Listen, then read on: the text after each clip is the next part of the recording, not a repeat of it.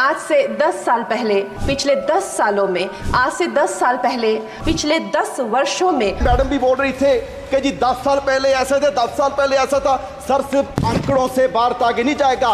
अगर पूरी दुनिया में भारत की पोजीशन देखनी है तो हैप्पीनेस इंडेक्स में हम 2016 में 118वें नंबर पर थे और अब 126वें नंबर पर चले गए। ग्लोबल हंगर में हम 111वें नंबर पर हैं 125 देशों में।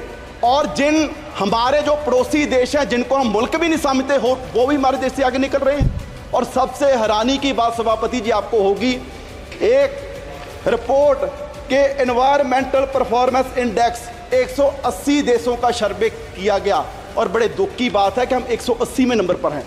एक देश भी हमसे पीछे नहीं और हम कह रहे हैं कि जी हम विश्व गुरु बनेंगे। सर, सिर्फ बातों से विश्व गुरु नहीं बनेंगे।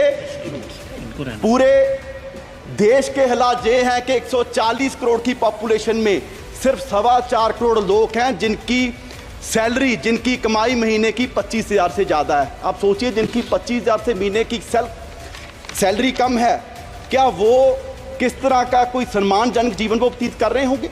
यहाँ पर माननीय वित्त मंत्री जी ने बड़े गर्व से कितने बार पता नहीं कहा कि जी 85 करोड़ लोगों को हम राशन दे रहे हैं, 85 करोड़ लोगों को राशन दे रहे हैं।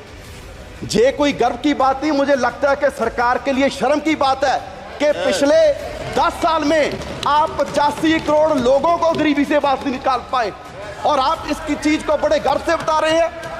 बैजा बैजा बैजा ओ बैजा ओ बैजा बैजा। और सर, बैजा, ऐसे देश आगे नहीं बढ़ेगा। और सर, अगर मैं लास्ट में अपने क्षेत्र पंजाब की बात करूं, क्योंकि सर वैसे तो किसी प्रदेश का ध्यान नहीं रखा गया, अगर मैं पंजाब की बात करूं, सर फ्लड्स के लिए बजट आपने लॉट किया।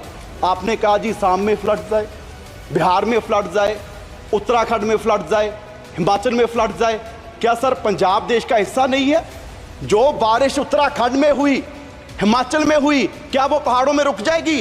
वो सारी बारिश का पानी पंजाब में आया और 1680 करोड़ का नुकसान पंजाब का हुआ। सर, मैं उस समय इरिगेशन मिनिस्टर था, मैं तरन गया, मैं कपूरथला गया, मोहाली गया, रोपड़ गया और हमारे वहां सर क्षेत्र में ऐसा माहौल बन गया कि 3-3 फुट मिट्टी चढ़ गई और वहां मैं दावे से कह सकता हूं कि अगले 20 साल भी वहां खेती नहीं हो सकती। और सर 2 मिनट। और सर, मैं पंजाब के पॉइंट ऑफ व्यू से कहूं, इतनी नफरत पंजाब से क्यों है? जिस पंजाब का बलिदान इतना बड़ा रहा कि देश को आजाद करवाने में भी हमारी 80% कुर्बानियां, और उसके बाद भी सर पंजाब के किसी गांव में जाइए, आपको कोई भी गांव में ऐसा नहीं मिलेगा कि जिस गांव में हमारे शहीद की मूर्ति ना हो, जिसने सरहद पर राखी करते अपनी जान कुर्बान दी। आज भी कोई दिन नहीं होगा कि तिरंगे में लिपटी लाश हमारे नौजवानों की हमारे गांव में, हमारे पंजाब में ना आती हो, और उसका आप जिक्र तक नहीं करते। जिस बात के लिए आप कह रहे हैं कि जी देश आत्मनिर्भर हो गया, आत्मनिर्भर हो गया, आत्मनिर्भर करने में भी सबसे बड़ा योगदान हमारे किसानों का है। और वो कोई ऐसे नहीं हुआ, हमें मूल्य उतारना पड़ा, हमें अपना पानी बर्बाद कर लिया, हमें अपनी धरती बर्बाद कर ली। और पंजाब से कैंसर एक्सप्रेस ट्रेन जाती है सर राजस्थान, वो इसलिए जाती है क्योंकि देश का पेट भरने का काम पंजाब कर रहा है। और आप उसके लिए हमें दे क्या रहे हैं?